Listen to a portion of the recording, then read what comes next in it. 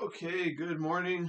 This is day uh 69 of is making these little videos about the day in the life of Dominic the schizophrenic and to express some amount of sanity that I have amidst the world going crazy on me and telling everybody that I was insane and express some sane thoughts in the day in the life of the schizophrenic and to create record for my daily thoughts and activity as I potentially uh, expose the program of schizophrenia on victims of schizophrenia infliction. And on day 17 and day 45 of these videos, which are on my pinned posts on my social media accounts, I have expressed that day 17 that why I call myself a schizophrenic rather than targeted individual. And on day 45, I express why I choose to uh, make these videos in the first place. And on my pinned posts on my social media accounts, as well as in the bio sections, it expresses it has a link to my book that I have written on medium.com, and in that book I describe my thought processes which could have gotten me targeted for schizophrenia infliction. Okay, so that's my intro. All right, today is going to be kind of a short one, I think. First off, was that there was a schizophrenia feedback on Jimmy Kimmel's show a few days ago, or maybe even a day ago. I don't know. Amanda Seyfried. Amanda Seyfried is a woman actress in Hollywood, and I'm not. I don't. Ever since I got messaged in Hollywood extensively in the movies and stuff, I don't really watch a lot of movies, and it's kind of sad because I do like the movies. I think that they're well done and everything. It's just there's a lot in there that it's difficult as a schizophrenic to take it in. The last movies I watched were Oppenheimer and Barbie, and I started watching Killers of the Flower Moon, but I just couldn't concentrate, and so I thought they all were good movies as I watched them. I watched Oppenheimer and Barbie all the way through. I thought they were good movies. I watch Marvel movies because it's kind of like lighter stuff. Uh, it's not as intense to me. It's just like kind of fantasy, and so I can watch those. I'm gonna try to get into this show with Robert De Niro where he plays the president under mind control. So that might be interesting to me, and so yeah. All right.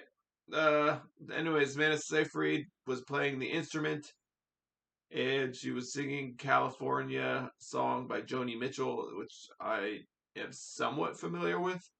But I guess there's a lyric in the song which she said, "I'll even come home and kiss a sunset pig,"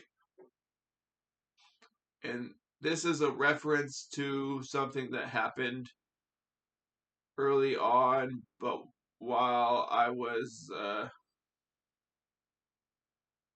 which got utilized by a mind control people, uh, or harassment by the FBI. There was a conflict I had. It wasn't really a conflict.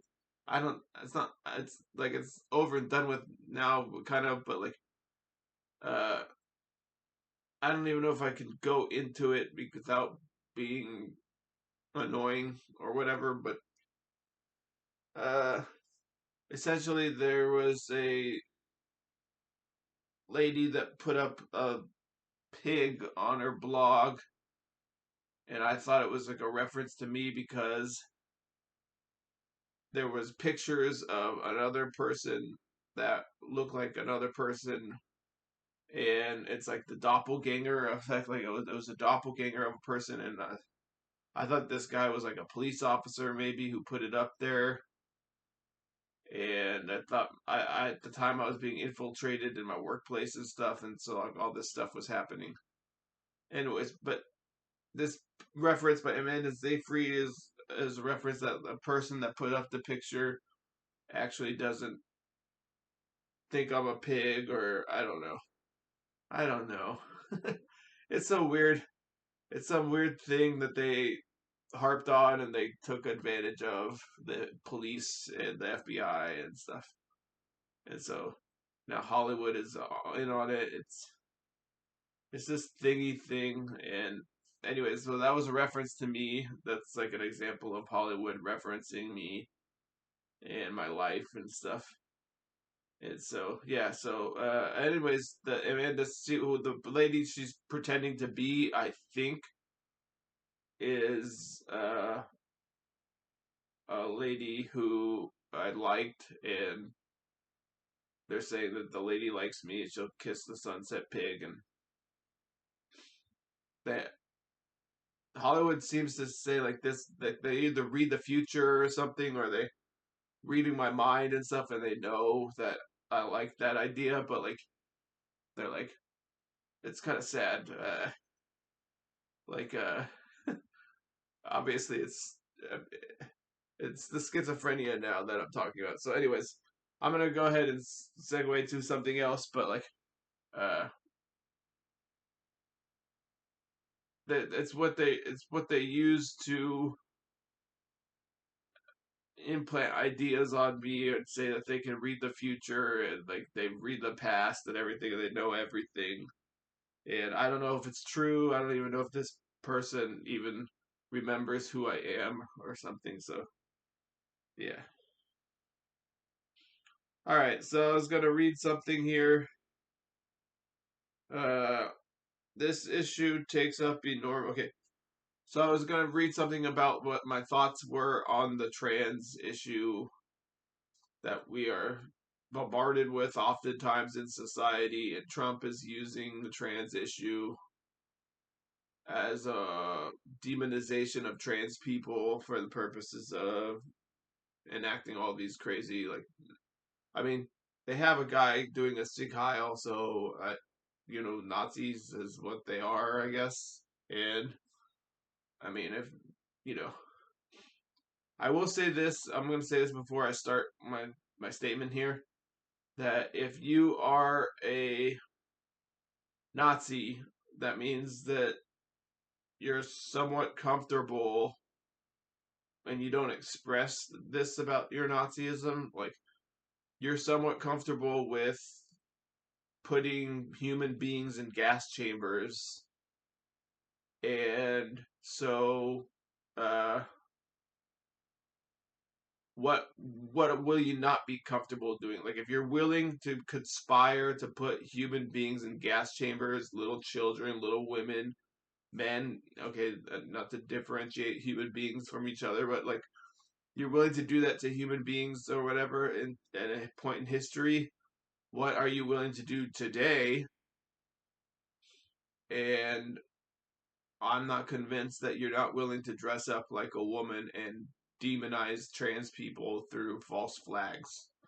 And so that's what I've said in the past, and I'll say it again. Okay, so here I was going to read my statement. I said, this issue takes up enormous space in our cultural politics, and in some ways I understand why for trans people and for women. I think that the demonization of trans persons is part of a patriarchal Nazi movement. It takes advantage of people who are unfamiliar with that way of life or existence and takes advantage of society's bent and dominant culture as well as it takes advantage of people who are uneducated. People need to get a life. People need to get a life and respect other people's choices.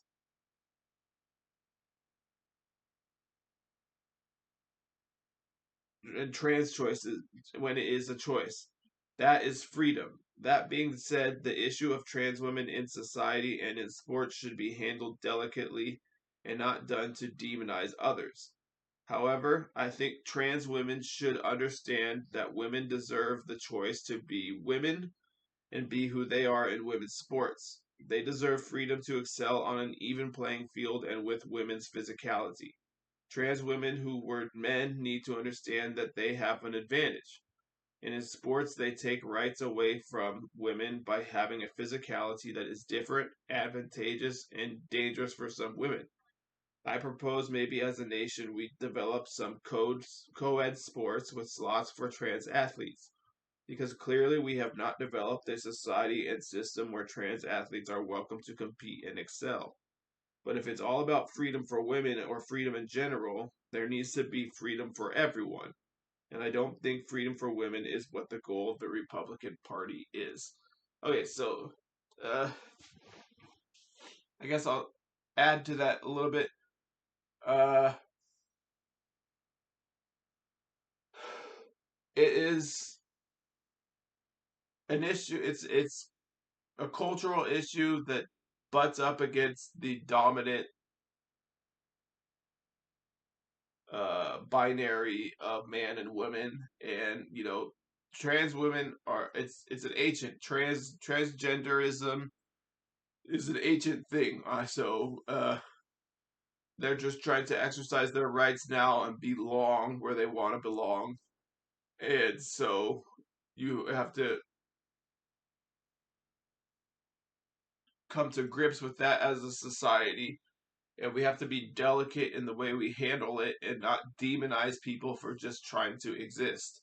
Like a trans woman who's trying to participate in women's sports, they're just trying to exist in society and participate in society.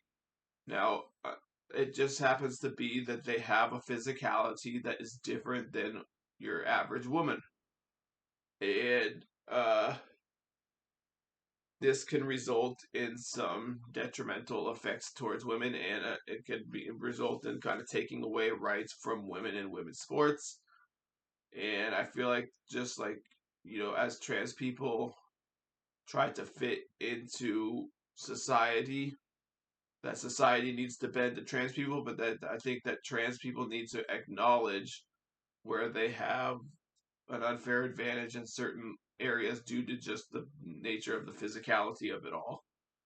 And uh, I am not I am not that educated on the issue as far as like percentage and numbers of how much it happens. As far as I understand, it happens at a very small rate, and it's being blown out of proportion for the purposes of like a Nazi movement. And when people disrespect other people or they belittle other people or whatever, uh, you know, uh, that's not good either. And so, the right belittling trans women or whatever, or making fun of trans women who are just trying to compete in sports is not good either. I understand like women who have concern about like, women's sports being impacted by trans athletes or whatever, and so I do understand that. And so as I'm just saying, as a person who has to hear about this issue all the time, these are my thoughts on it. And uh, it's an issue that takes up enormous space because uh, it's being utilized to push an agenda forward, and trans people are easy to pick out and be and demonize. And they're weird, they're different. I'm not saying they're weird, but like they're different compared to traditional Western society or whatever. So, all right. I probably didn't talk about it as well as I thought I was going to talk about it, but those were my thoughts. I wanted to get it on record because I just want to record my thoughts on a daily basis and record my thoughts on things. And yeah. So, okay, I'm going to go ahead and stop here. Thank you for listening today. This one was taken up by a couple of random things. And so, yeah. Thank you. Goodbye.